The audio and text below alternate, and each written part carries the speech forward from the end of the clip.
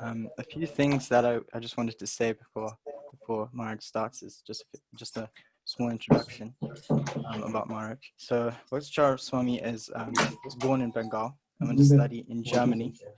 That's where he came across Vedic scriptures. This gave Maharaj the desire to explore and understand spiritual reality. After completing his studies, he spent a number of years searching for a spiritual master to guide him on a spiritual path.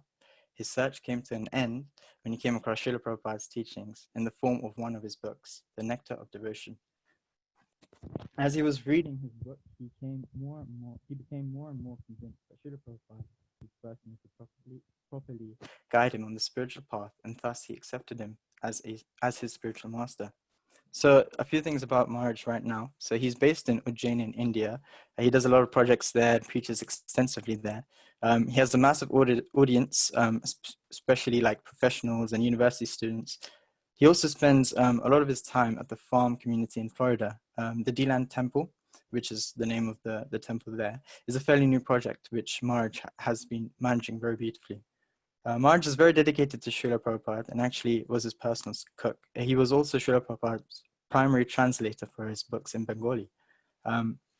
He has also written a book called Ocean of Mercy, which is about his journey and him coming into Krishna consciousness. It is also an insight into Srila Prabhupada's life, as Maharaj was able to associate with him and serve him personally. And just quickly running it up, he has actually been a big part of Pandavasena's journey, and actually a lot of seniors who are in Pandavasena are serving directly under Maharaj. We are very fortunate to have him, and yeah, so he will be talking about Srila Prabhupada, and the title of the talk is He Came to Save the World. So let me just hand it over to Maharaj. Thank you very much, Maharaj, for your time. Hare Krishna. So Maharaj, I think you're on mute. Yes, I did it. Thank all of you. I'm sorry to be a little late. You see, today I have to take a flight to New York, and I just came to Bombay, so I got a little delayed because I caught up in so many other activities here. So still, I'm sorry that I was a little late, but at the same time, I'm happy to be with you all. And so I'll just go straight to the point. Srila Prabhupada, he came with a very special mission, with a very special purpose. He came to fulfill the prediction of Sri Chaitanya Mahaprabhu. Sri Chaitanya Mahaprabhu is the Supreme Personality of Godhead. Sri Chaitanya Mahaprabhu is actually Radha and Krishna together, not just Krishna, the Shaktiman, the energetic, but he is the energy and energetic together, a very special energy of the Lord called Ladini Shakti, or pleasure-giving potency of the Lord. And so Radha and Krishna became one. The pleasure-giving potency and the enjoyer, the supreme enjoyer, became one, and they came to distribute Krishna Prema. That form is the form of love between Radha and Krishna. And that personality, Sri Chaitanya Mahaprabhu, came to distribute Krishna Prema. Srila Rupa Goswami mentioned that Radha Rani, Krishna assuming the mood of Srimati Radha Rani, came to distribute love of Krishna, loving devotion of Krishna. Krishna Prema Pradayate, in order to distribute Krishna Prema. Now, Krishna Prema is extremely rare. It is rare even for Lord Brahma, even for Lord Shiva. But the prema that is rare for such personalities, Lord Brahma, Lord Shiva, he is distributing it without any consideration of qualification and eligibility. Due to his mercy, everyone has become eligible. The only eligibility that is required for that is just to have faith, Shraddha. Accept this gift with faith. And when we do that, then we become the recipient. And the unique thing about that this gift you receive with faith and act with that faith, then a loving relationship begins with the Supreme Personality of God. And love is reciprocal. And love continues to increase. Say one person loves the other person. The other person reciprocates. Then this person reciprocates with greater love. Then he reciprocates with even more great love. So in this way, a kind of competition begins between the lover and the beloved. So that's what has been described by Sri Chaitanya Mahaprabhu in his Shikshashtakam, that Anandam Buddhi Bhartanam, the ecstasy that is generated from this loving exchange continues to expand, because that's the nature of love. The lover and beloved get involved in a loving duet, and they get into competition. Who can love more? Anyway, that is such a rare gift that Sri Chaitanya Mahaprabhu came to give. And he predicted that this gift that he has distributed only throughout India will be distributed all over the world. He emphatically pointed out that it'll spread in every town and village. Every town and village. So, like 500 years back, when people didn't even know how many continents were there, what to speak of town and village, Mahaprabhu predicted that this movement would spread in every town and village. And in order to fulfill his prediction, he sent Srila Prabhupada. So that is how we have to see Srila Prabhupada. Srila Prabhupada is not an ordinary person. Srila Prabhupada was a personality, a very, very special personality, who had been sent by Sri Chaitanya Mahaprabhu to fulfill his prediction. So who that personality can be is beyond our imagination. But one thing we can recognize, that he must be very, very dear to Sri Chaitanya Mahaprabhu. And also we can see how Srila Prabhupada did it in a very amazing way. Srila Prabhupada did it not only within the short span of 10 years' time, but going to America at the age of 70. An old 70-year-old Indian goes to America and starts his mission single-handedly. He didn't have any money. He didn't have any resources. He didn't know a single person in America at that time. And literally from a scratch, Srila Prabhupada started in 1966. And then we see what Srila Prabhupada did within 1976, within 10 years' time. And then Srila Prabhupada left this planet in 1977. Now, the wonderful thing is that Srila Prabhupada not only spread this movement so effectively all over the world, but he created an institution to continue his mission. And that's another unique genius of Srila Prabhupada. Or I would call it a genius, like here we have to say that this is the indication of being the recipient of Sri Chaitanya Mahaprabhu's mercy, or the recipient of the divine arrangement of the Supreme Personality of Godhead. Krishna made this arrangement, and Srila Prabhupada fulfilled it. So in this way, we can see how Srila Prabhupada actually established an amazing good fortune for this world. Srila Prabhupada, as you all know, that he went to America at the age of 70 in 1965 in September. It was the end of the year, and he had to struggle in the winter of New York. It's very, very severe. And then Srila Prabhupada, in 1966, he started to get some success in his effort. And then Srila Prabhupada established a small little temple, the first temple of ISKCON in the West, in the 26th 2nd Avenue, a small little storefront. And there Prabhupada started in 1966. A few young American boys and girls came forward, being attracted by his personality. They couldn't really understand Srila Prabhupada's teaching so much, or the profound philosophy.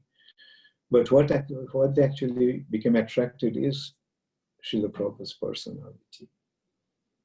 And the way Srila Prabhupada took care of them, the way Srila Prabhupada expressed his concern about them, the way Srila Prabhupada expressed his genuine love for them, that is what actually attracted these young Americans. And with them, Srila Prabhupada started the movement. Then from New York, San Francisco, which was the main place of happening those days, the place of counterculture.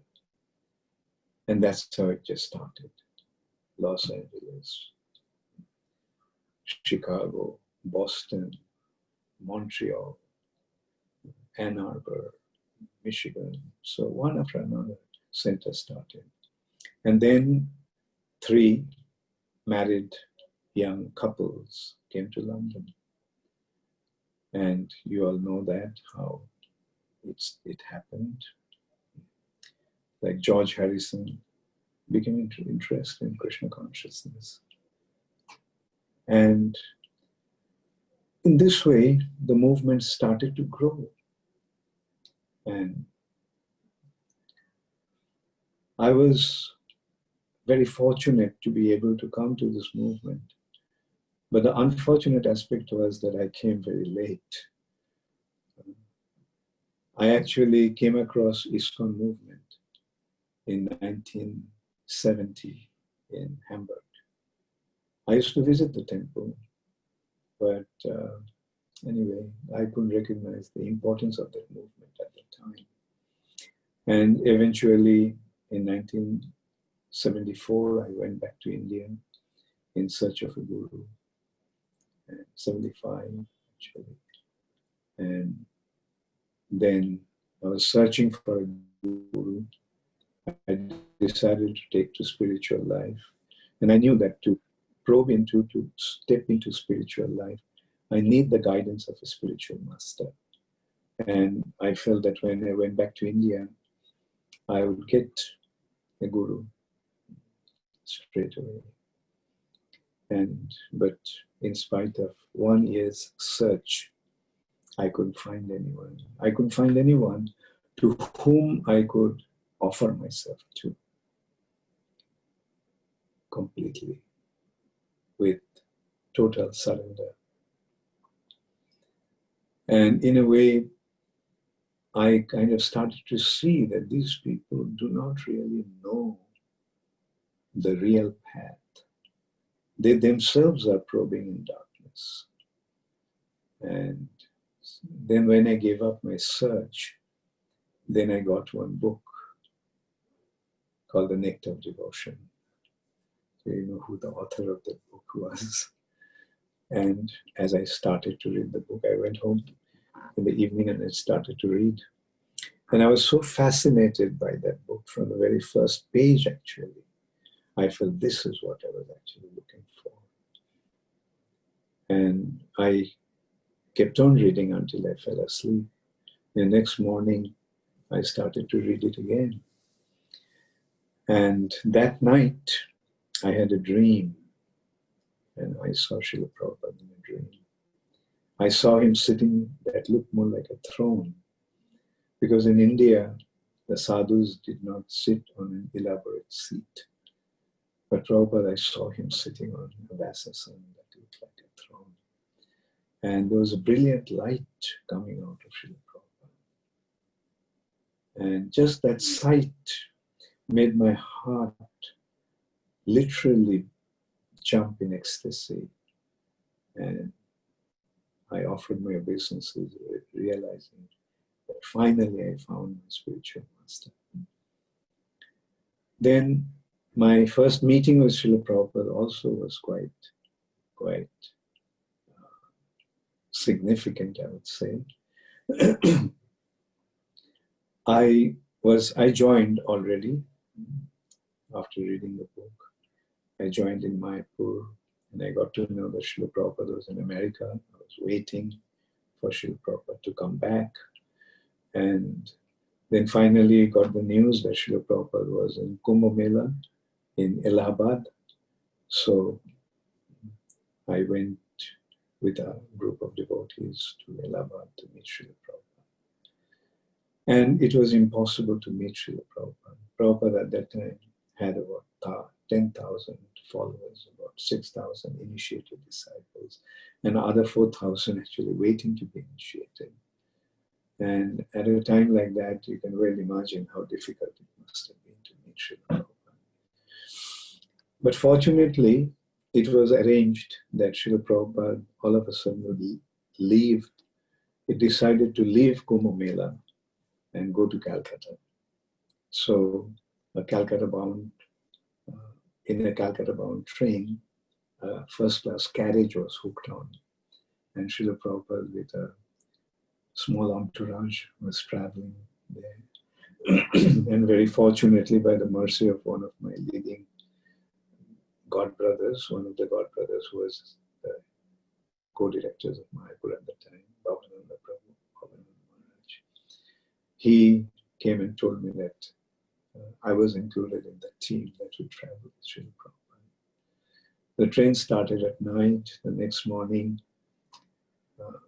he took me to Srila Prabhupada. After offering obeisances, when I got up, Srila Prabhupada asked me to sit next to him. In the first class compartment, there are two seats facing each other. In the other one, Rameshwar Maharaj, Jayapataka Maharaj, and Bhavananda Maharaj were sitting. Abhiram Prabhu, who was the Calcutta temple president at that time, he was sitting on the floor. And the Prabhupada was sitting on the other seat. So Prabhupada asked me to sit next to him. So I declined. I said, no, Prabhupada, I would rather sit on the floor. Prabhupada said, no, you sit here. So I removed the blanket that was spread over the seat for Srila Prabhupada. I sat on the corner. And after some initial exchanges, Srila Prabhupada told me, you translate my books into Bengali. And that actually created the world of my good fortune. Now, because Srila Prabhupada gave me this assignment to translate his books into Bengali, I had the liberty, or I had the right to approach Srila Prabhupada anytime with an excuse that I have to show my translations to Srila Prabhupada. And I was doing that. Then Srila Prabhupada used to correct me. Sometimes he used to appreciate my translation. And then after a few days, Srila Prabhupada gave me a stack of letters. It was a stack of Bengali letters. And he wanted me to answer them. He used to give me the points, dictate me the points. And I used to formulate the letter. So when I finished the Bengali stack of letters, Prabhupada gave me Hindi stack of letters and asked me to translate, asked me to answer them. And then one day Srila Prabhupada told me one afternoon that he was appointing me as his secretary for Indian affairs. So that is how, although I came very late but I had the good fortune of being with Srila Prabhupada. And that actually not only gave me an opportunity to serve him very closely, like first translating his books. I actually started to translate Bhagavad Gita, and then Prabhupada made me his secretary, and then one day, those days, after Mayapur, Prabhupada went to Bombay, and in Bombay I used to serve Srila Prabhupada. Like one of our god sisters, Palika Mataji, used to cook for Srila Prabhupada. I used to serve the plate. And then one day Palika was sick, and another god sister of ours was asked to cook for Srila Prabhupada. And when I served, I saw that Srila Prabhupada was not able to eat. So I asked Srila Prabhupada if cooking was not all right today. Prabhupada said, no, she doesn't know how to cook. So then I blurted out, Srila Prabhupada, should I cook for you too? Prabhupada said, yes, you can try. So I cooked for Srila Prabhupada. Prabhupada actually told me what to cook and how to cook. And when I served, Srila Prabhupada appreciated my cooking. And that gave me another service to cook for Srila Prabhupada. Now that gave me the opportunity to see Srila Prabhupada from a very close proximity. Srila Prabhupada was a personality. I mean, this is the first time I actually experienced what pure devotional service is. Also the first time I said that that's the only time I saw what pure devotional service is. He was always absorbed. He wouldn't allow a single moment be wasted. Only for some time he used to take some rest. After his lunch, he used to lie down for a short while. And then at night, Prabhupada used to take some rest, maximum 3 hours. And then he'd get up and start translating in dictaphone. He used to give dictation. He used to translate by giving dictations on the dictaphone. And like that is how he was. Like he didn't have any other consideration. Like his only concern was how to present Krishna consciousness to this world. That's why he stayed up through the night translating. And throughout the day, he was constantly engaged. He used to meet with his leading disciples, discuss with them how to push the movement forward, how to take care of the movement, how to take care of the devotees, how to manage the institution. He used to answer every single letter. Every single letter. As I mentioned, like the Bengali letters couldn't be replied, because English letters, Tamal Krishna Maharaj or whoever was the secretary used to take the dictation and type them and send them out. But Bengali and Hindi letters couldn't be translated, couldn't be replied. But Prabhupada kept them. And when he went to Mayapur, he got me to answer them. Every single letter was answered. So this is the sign of a pure devotee. Another sign of a pure devotee, whatever Srila Prabhupada did was inconceivably, amazingly perfect. You have seen Prabhupada singing bhajan. You have seen Prabhupada's writing. Like the way Prabhupada did that, like, dictating, to tell you frankly, when I dictate letters, dictate the letters in reply, my secretary writes them, but I make it a point most of the time to go through them again, and I have to change. I have to edit. But Srila Prabhupada's presentation was so perfect. And therefore, there are some spelling mistakes, some grammatical and some other mistakes in the books. But you can well imagine that those who were transcribing Prabhupada's dictations, they were not expert in Sanskrit. And so they made some mistakes in presenting. And also in dictations, they couldn't understand, and some mistakes occurred.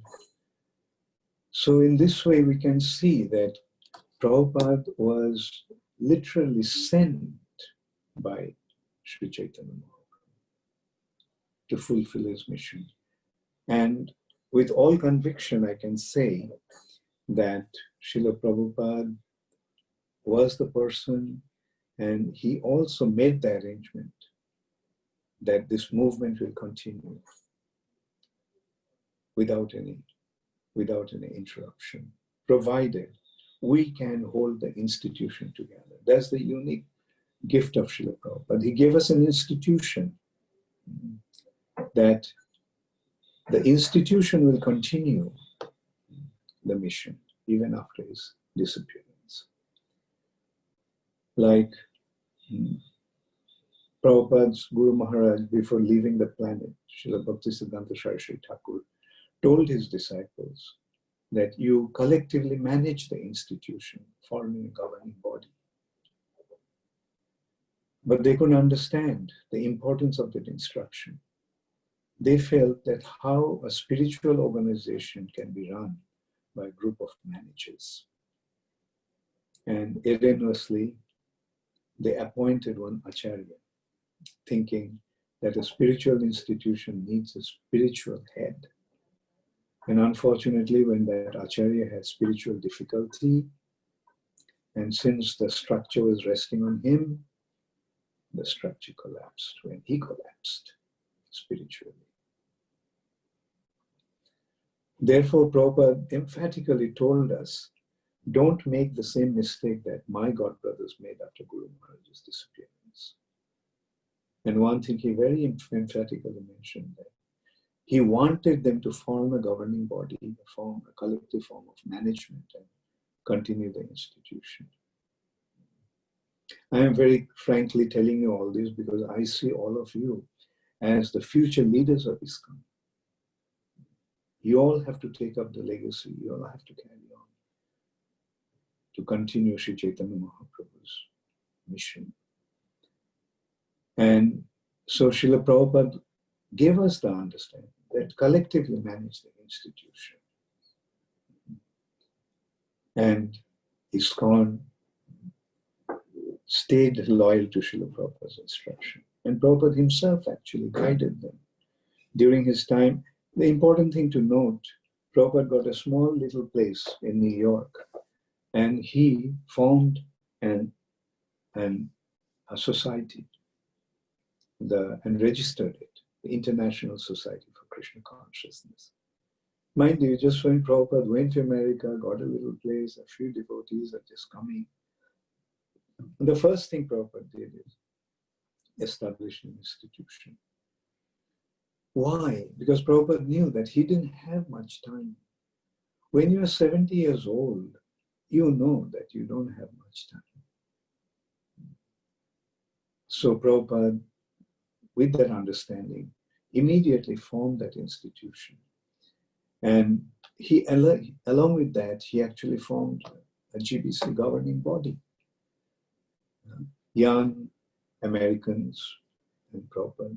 And soon after that, soon after creating the institution, he formed the governing body. And he trained them up. Like Prabhupada used to appoint those who are the achievers. When someone achieves something remarkable, displaying his ability and expertise, Prabhupada would actually make him a GBC. And then Prabhupada allowed him to be with him as a secretary. And each person used to stay and travel with Srila Prabhupada for about a month or 2 months. And this is how they used to get trained by Srila Prabhupada. And one of the important things that Srila Prabhupada used to do through the GBCs is reply his letters. And actually by writing the letters, you can see what Prabhupada actually wanted. So anyway, so this is how these young Americans were appointed as GBCs, and Prabhupada trained them up. And then you can see, like, even though Srila Prabhupada left at a very preliminary stage of our movement, within just about 10, 11 years after the formation of this institution. But the institution continued. Most of the times you will see when the founder of a spiritual institution leaves the planet, I mean, when he's present due to his charisma. The back to them. That's what you said so far. When he leaves, soon after that, the institution collapses. Like gradually, you see, it just disintegrates. But that's not the case with ISKCON, amazingly. Like when Srila Prabhupada was on the planet, the number of devotees were about 10,000. And we had only about 110, 108 temples. Not only just temples, like temples, farms, schools, etc. But today, we have more than 600 temples, and we have more than 1 million members of ISKCON. So that is a clear indication that instead of deteriorating, ISKCON is expanding. ISKCON is expanding, attracting very, very intelligent, very, very thoughtful, and very, very sincere and committed individuals. Like all of you, just consider, like, when can one accept such a strict order of following the 4 regulative principles? Unless and until you are very, very sincere, unless and until you're completely convinced, you cannot really accept these 4 principles. So this is the first indication of the sincerity of those who join ISKCON. And Prabhupada also made it clear. If you want to be a part of ISKCON, you have to follow the 4 regulative principles. And Prabhupada himself said that if instead of 4, if I had 3 regulative principles, I would have got many, many more people to join. But I'm not interested in number. I'm interested in quality. And Prabhupada also used to give the example that in a plastic shop, you get many customers. But in a diamond shop, you get very few. Because to purchase diamond, you have to be a very special person. You have to be very wealthy. So similarly, ISKCON is actually meant for like special personalities who are really serious about the spiritual objective, the spiritual goal. And this is how this movement is growing. This is how this movement is expanding. Now, in this respect also, we can consider another aspect that, you see, Srila Prabhupada was very emphatic also about his position, his role as the founder Acharya. And now we can go back to the mistake that Gauriya Math devotees, Prabhupada's godbrothers, made in Gauriya Math. They considered how can a spiritual organization run by a group of managers. For a spiritual organization, we need a spiritual head. And they appointed one spiritual head. But what they actually should have recognized, that Srila Bhaktisiddhanta Saraswati Thakur was that spiritual head. They should have continued. If they continued with that concept, then Gauriya Math wouldn't have fallen apart. Like if they followed these 2 considerations. And in ISKCON, today, ISKCON has become so powerful, so strong, established in such a sound ground. is because of these two concepts. Yes, a spiritual institution needs a spiritual head. And Srila Prabhupada is that spiritual head permanently. And it has been so wonderfully established, like Prabhupada's position as the founder Acharya. And Srila Prabhupada is being worshipped by everybody in ISKCON, in every temple, through his Guru Puja. That actually indicates that Srila Prabhupada is the Guru for all the devotees of ISKCON for all time. And so these two are the perfect arrangement for an institution. Three considerations here. To continue the mission, we need an institution. Because as long as a charismatic spiritual personality is there, well, his institution will thrive. But when the spiritual personality leaves his institution or whatever he creates, disintegrates. But Srila Prabhupada could recognize that. Therefore, he formed an institution, ISKCON, so that even after his disappearance, the movement would continue.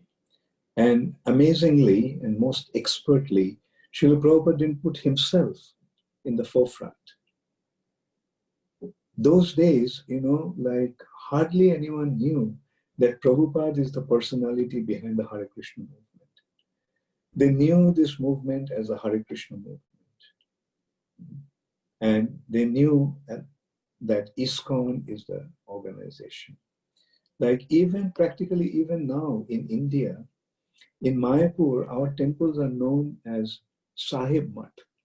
Sahib Mat means the spiritual institution or Mat, the temple of worship, which belongs to the Europeans. Sahib means Europeans, whites. And in Vrindavan, it's called Angrezo Ka Mandir, the temple of the Englishman. So you can see that, like even now, common people do not recognize or did not recognize that Srila Prabhupada is the personality behind this movement. Why he did that? He didn't want to put himself in the front. He wanted the institution to thrive, because that is how he secured this movement. Okay, so we need an institution. To hold a spiritual institution together, we need a permanent spiritual head. Why? Because, see, the mistake that Gaudiya Math made, they appointed an Acharya, and the Acharya fell down, thing collapsed. Now, you may say, or we may presume that one generation, 2 generations, 3 generations, the leader, the head of the institution didn't fall down. But if at any time, if he fell down, the structure would have collapsed. That's why it was very important that Prabhupada remains the head of the spiritual head of this institution for as long as the institution will be there. So that is the spiritual aspect. And the management aspect, the collective form of management. You see, as a GBC member, I can tell you that it's a perfect way to manage. You know why? Because when somebody deviates, if the person is very powerful, he could take a part of the institution or part of this organization with him. And it happened in ISKCON also. Some of the spiritual leaders, spiritual masters had spiritual difficulty, and many of them took their disciples away with them, and rest of the disciples lost faith in the spiritual culture and left the movement. There had been losses due to their defecting, but the institution remained together. One person may have defected, but there were 25 others who stayed on. and held the institution, the integrity of the institution. So this is the thing. Another thing is that somebody, in spite of falling down, could have contested. Actually, the first one or two gurus who fell down in the early days, they did that. They contested. They said nothing wrong. They were introducing all kinds of things. Like one of them actually introduced taking LSD and having illicit sex as a part of spiritual culture. He was saying that LSD is somaras. And anyway, about the illicit sex part, I don't want to get into that. But, this is how you see one, because when you have a group of followers, they will listen to whatever you tell them. Because most of them are very loyal to you. They listen to you. They look up to you. But when you have a body of 25, 30 individuals, no matter how powerful you are, you can't stand up against them. And that is how ISKCON has been protected. So, and that's why, I feel very, very confident that this movement is here to continue to fulfill Sri Chaitanya Mahaprabhu's prediction that Krishna consciousness movement is going to spread all over the world in every town and village. And I'll urge all of you, please take up that responsibility. Take up that responsibility because it's the most solemn responsibility that one can ever have. You have seen the world situation today. It's in total chaos, though it's totally misdirected civilization. And Krishna consciousness is the only thing that can actually solve all the problems of this world. We have seen individually how our individuals' problems have been solved by accepting Krishna consciousness. Therefore, if everybody accepts Krishna consciousness, all the problems of the world will be solved. And a spiritual world will be established once again in this material world. There are emphatic prediction in the scriptures that for 10,000 years, this Krishna consciousness movement will prevail and Satyuga will be established in the middle of Kali Yuga. So thank you very much. So I will invite questions now. I think half an hour has been assigned for question answers. Hare Krishna Maharaj. So I think Parth has just currently just gone to do something really quickly, but we can take our first question. Anyone that has any questions, please put them into the chat so that Maharaj can answer. Also, when answering your questions, I know that Bhakti Charu Maharaj likes to see your face so that he can actually talk to you personally. So our first question is from Pratik. Pratik, if you'd like to unmute yourself. And one thing, just about here, you can raise your hand electronically in Zoom. You can raise your hand electronically in the Zoom. Yes. Because you may not be able to see all the hands, like those. Anyway, just I thought of telling you, there is a button on the thing, and you can press the button, and there is a thing, raise hands. So that way you can see who may have questions. Yeah. Yes, Pratik. Hare Krishna. Hare Krishna. We have read and known many Srila Prabhupada pastime with his disciples. And one book you have also written, Ocean of Mercy, in which we read your interactions with Srila Prabhupada. So this is a personal question in which I wanted to know which Srila Prabhupada pastime is your favorite, by reading which you become overjoyed, and when you feel a little in need of enthusiasm or inspiration, which Srila Prabhupada pastime is you? Good, very good. Well, obviously there are many, but the one that left a very deep impression in me is one incident. Like one day I was sitting in front of Srila Prabhupada when he was having oil massage in my roof conch building. And so I was sitting there and Prabhupada just started to speak to me. And he told me, for many, many lifetimes you have been trying to enjoy.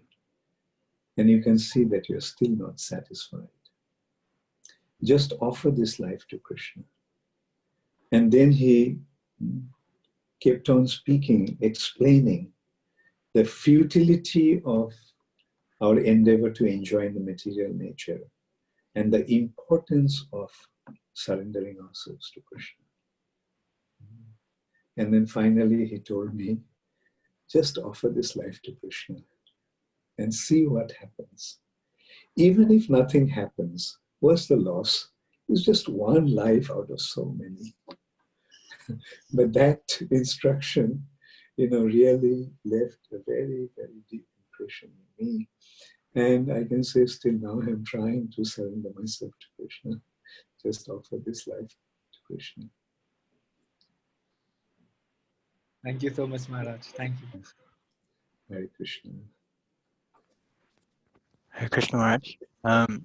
Thank you for the question, Pratik Prabhu, and thank you for answering, Maharaj. The Rishi Prabhu also has a question, so please can you unmute and answer the question? Hare Krishna Maharaj, thank you so Hare much. Krishna. Hare Rishi. Very well. Thank you so much for the nice class. I wanted to ask, as we're all involved within Panavasana, within different projects and different services, how can we make sure to keep Srila Prabhupada in the center? Yeah. The best way to keep Srila Prabhupada in the center is by reading regularly Prabhupada's books and also hearing Srila Prabhupada's lectures. You see, this is what I learned from Tamakrishna Maharaj. You see, at that time, Tamakrishna Maharaj was Prabhupada's secretary, and Prabhupada made me secretary, and he asked me to go together in the same room. And so we are staying in Mayapur in the same room next to Srila Prabhupada's. And one thing Tamakrishna Maharaj used to do, like every day in the morning when he used to get up, he used to switch on this tape recorder and listen to Prabhupada's tapes. And that is, such an amazing thing to do. In the morning, just, begin your day by listening to Srila Prabhupada's tapes. So this is what will make, you see, like, how can we Prabhupada, and how can we keep Prabhupada in the center? The first consideration will be by recognizing the importance of Srila Prabhupada in our lives. And how do you recognize the importance of Srila Prabhupada in our lives? By reading his books, the instructions that he has given in the books, the wisdom that he has given in his books, and also listening to his tapes, especially when he has encounter with people. It's so amazing. He's the smartest person you can ever think of. So that's why I would say. And then by doing that, you develop your love for him. And when you develop your love for him, then it automatically happens. Love is one thing that you can just think about the person all the time, 24 hours a day. Hare Krishna. Thank you. Does it answer your question? Definitely. Thank you so much. Hare Krishna. Hare Krishna. Okay, thank you, Rishi Prabhu. Thank you, Maharaj, for answering. I actually have a question of my own, if that's okay. Yeah, sure. Yeah. As we are I'm only 19, I'm quite young. I just wanted to know what I could do. What can I keep in mind when I'm serving or doing any services, and what can I do to excel and try to advance? First thing I would say that you are so fortunate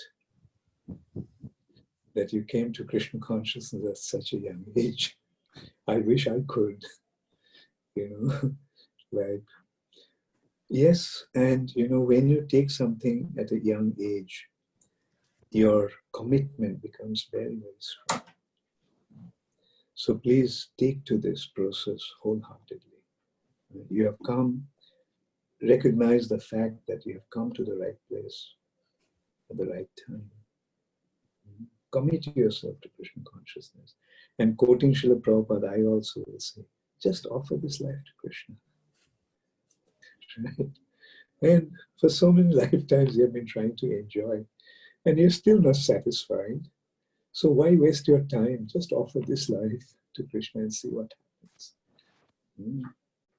So that would be my sincere urge to you. Thank you. Thank you very much, Maharaj. There's another question. I think it's someone who's anonymously asked. They wanted to ask what does Bhakti Charu Swami actually mean?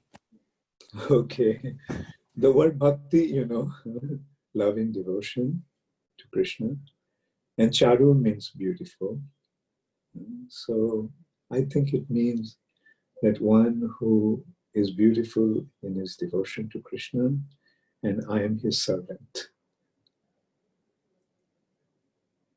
Thank you, Maharaj. I think there's another question from Radha Prabhu. If you could just unmute yourself and turn your camera on, that would be very nice.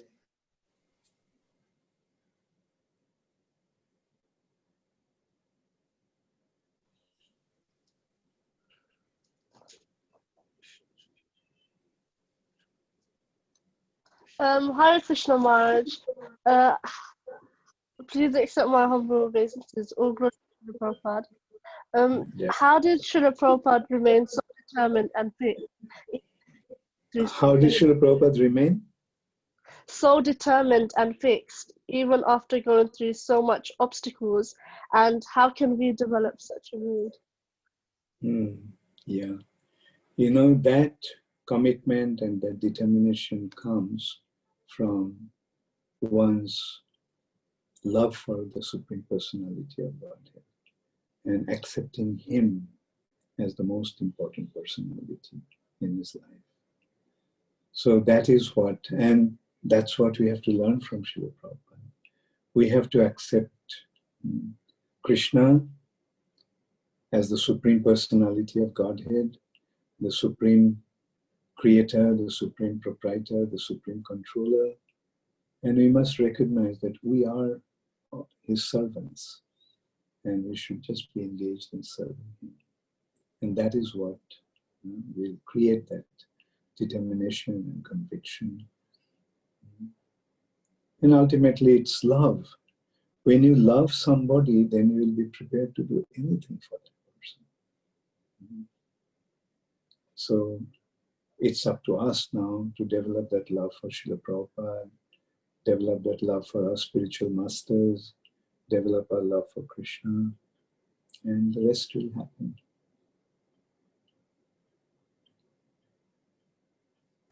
Thank you, Maharaj. Hare Krishna. Hare Krishna. There's another question from Kripa Matji. If you could unmute and ask, please. Sure.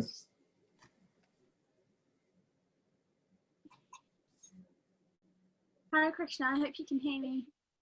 Hare Krishna, yes, I can hear you very well. And my question is, what's happening in society today? You stay focused because there's so much negative, well, at least your sound is not very clear. Can you?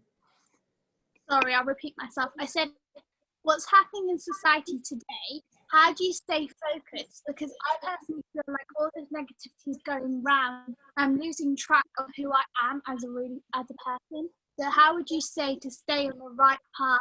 And this is what you need to do to stay focused. Very good, very good. So it is to stay focused. First of all, you have to recognize that how important it is for you to remain in that path. How important that path is for you. And then when you recognize the importance, then you commit yourself to that. And then comes the practice. Like by, generally mind will tend to waver. But when you recognize the importance of what you are doing, then you automatically become focused. Meaning your mind will be completely into that subject. Like in that respect, I can narrate one incident. I was talking to a medical surgeon once. I met him in a flight. He was sitting next to me. We started to talk. And he was asking me about meditation. Meditation. So I just pointed out that the difference between spiritual meditation and material meditation. Materially also you can meditate, right? Like, for example, a person who is in love with money, a businessman, he's always meditating on money. He doesn't have to make, a pranayam and asana and everything. Like, it naturally happens. And then I pointed out, like, you're a surgeon. When you're operating on somebody, where is your mind? He said, on my surgery. And I said, that's meditation. You're meditating. But that meditation, when it is done for the Supreme Personality of Godhead, that is what is meditation that we talk about. So you recognize the importance of Krishna consciousness, recognize its value, recognize its importance, and then you practice the process with all sincerity, and then practice it, and that practice will bring perfection. Sure. Especially chanting, chant very attentively. Here. So would you say to focus on yourself more than what's around that's going on in society at the moment? Very good. Not only yourself, but what you are doing onto that. Focus onto that, and don't get diverted by other things. Say, for example, when you're studying, you're not focusing onto yourself. You're focusing yourself onto the book that you are reading, right? Okay. Thank you. Hare Krishna. Hare Krishna. Thank you. Maharaj, I have another question which is anonymous. It's relating to the society and what's happening right now. A lot of Black Lives Matter movements and racism. So what is Krishna conscious views on racism and what's happening right now? Yeah, you see, all these things happen due to the body consciousness, right? The races based on what? The pigmentation of the skin, right? Or even kind of go to the culture, religion, and these kind of conflicts, create undesirable situations in the world, violence, destruction. But see what Krishna consciousness will do. We're not this body. This body is just an external covering. We all are spirit soul. And we all belong to the spiritual world. This is not the place where we belong. So why do we want to try to establish ourselves and get so upset when something don't happen, something doesn't happen according to our plan and desire? So this is how Krishna consciousness is going to bring about the real change in this world. The spiritual consciousness. And what does that do? When you see the spiritual consciousness, then you create an unity in such a way that not only in the human society you become united, but you become united with the entire world as a family. In Sanskrit, there is an expression, Vasudhaiva Kutumbakam. The whole world, Vasudha means the earth planet. This whole earth planet is one family. And just consider, we are taking oxygen, giving out carbon dioxide. The trees and plants are taking carbon dioxide, giving us oxygen. Aren't we depending on each other? Just as we are depending upon the plants, they are depending upon us. We are eating food. Where does the food come from? It's coming from all the fruits and vegetations from those trees and plants. And in this way, we can see, like, we all are dependent upon each other. And that perception needs a very advanced intelligence. And that intelligence is available only in the human beings. Therefore, human beings must utilize their intelligence, to recognize this fact and establish that culture all over the world. That's why we have to spread Krishna consciousness most effectively. Thank you, Maharaj. There's a few more questions, if you're okay. Yeah. Yeah, sure. So, first of all, I think Kelly Mataji put her hand up, so if she could unmute and turn the camera on to ask.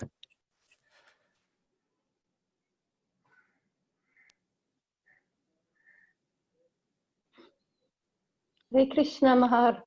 Hello, Hare Krishna. can you hear me? Yes, I can hear. Hare Krishna. Thank you so much. It's been wonderful listening to you.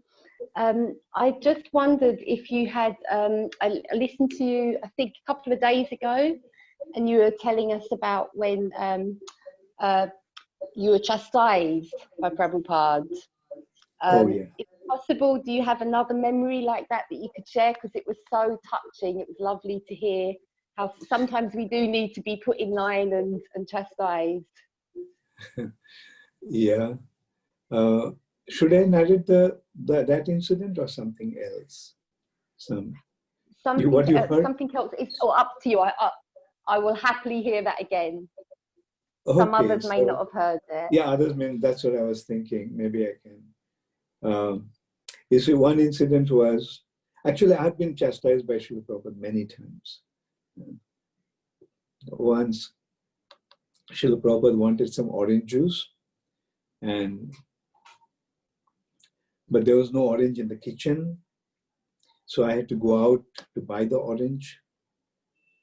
When I came back and started to make the orange juice, Prabhupada used to call us by pressing the bell. So the bell rang. So I went and Prabhupada asked, what happened to the orange juice that I wanted? So I said, Prabhupada, I'm just bringing it. And so I quickly started to make it. And then it rang again. So it took some time while I was making it. It rang again.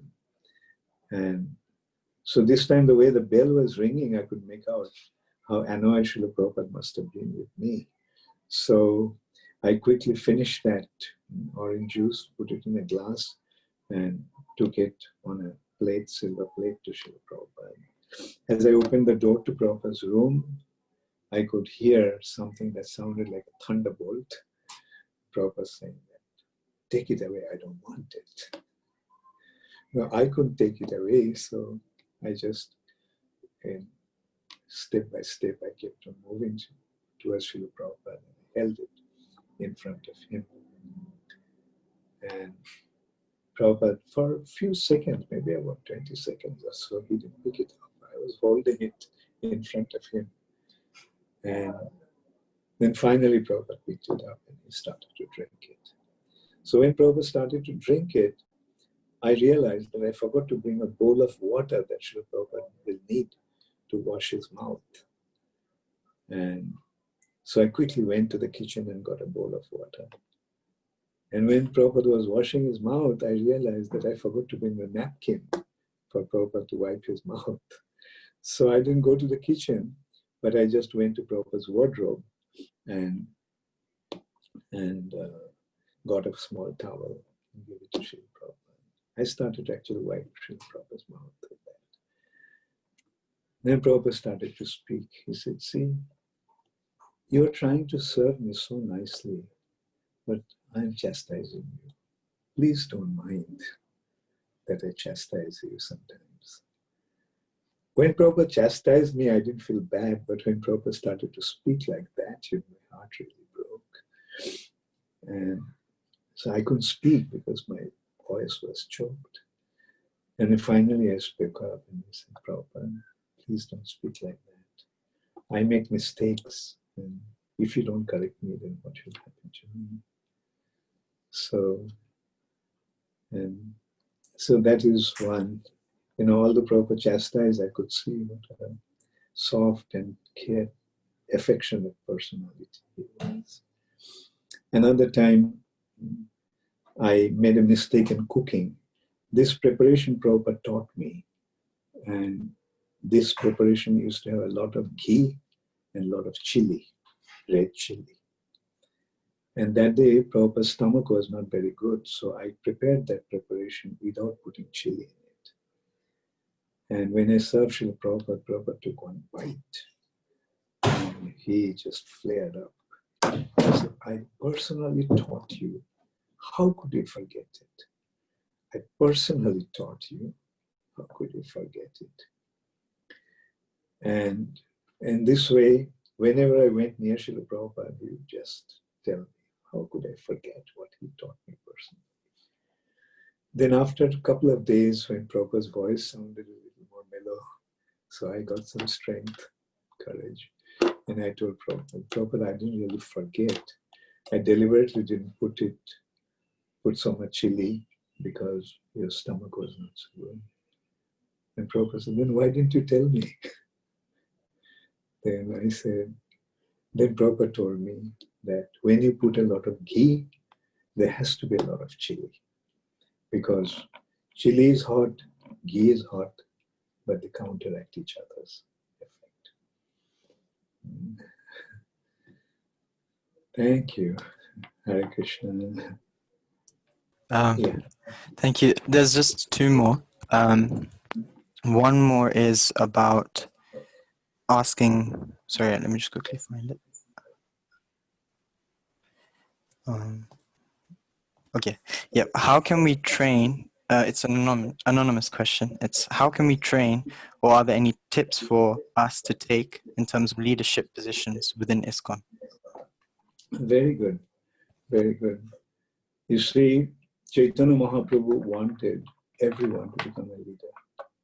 Mahaprabhu said, Amara Gai Guru Hoya Tadu.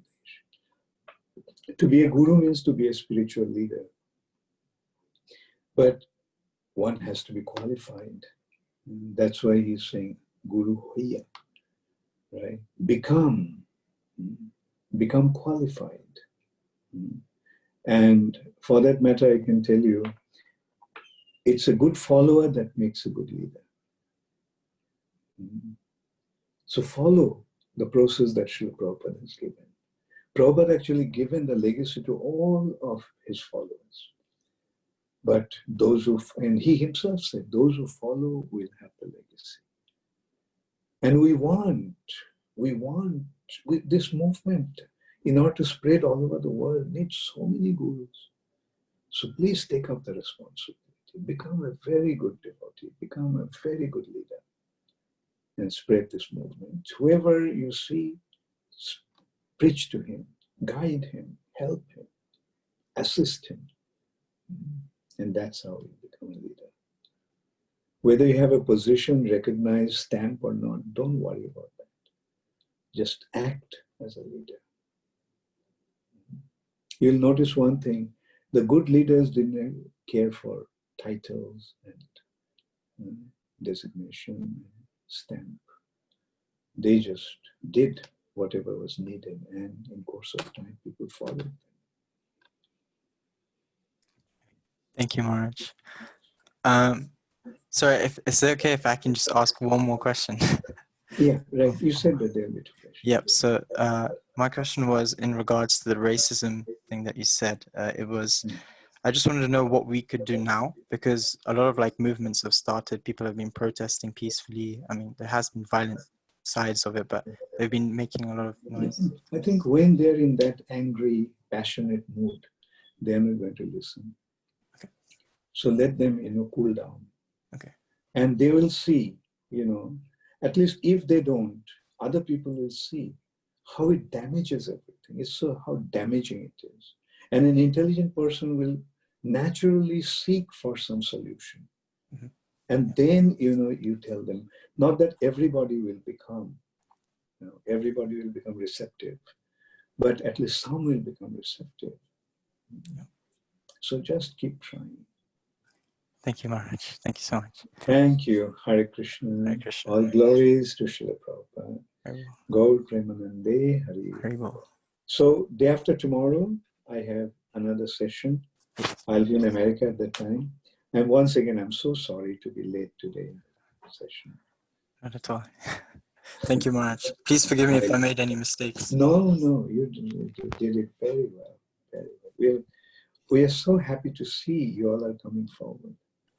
And it gives us, not only gives us so much hope, but it fills our heart with pride that you all are coming forward.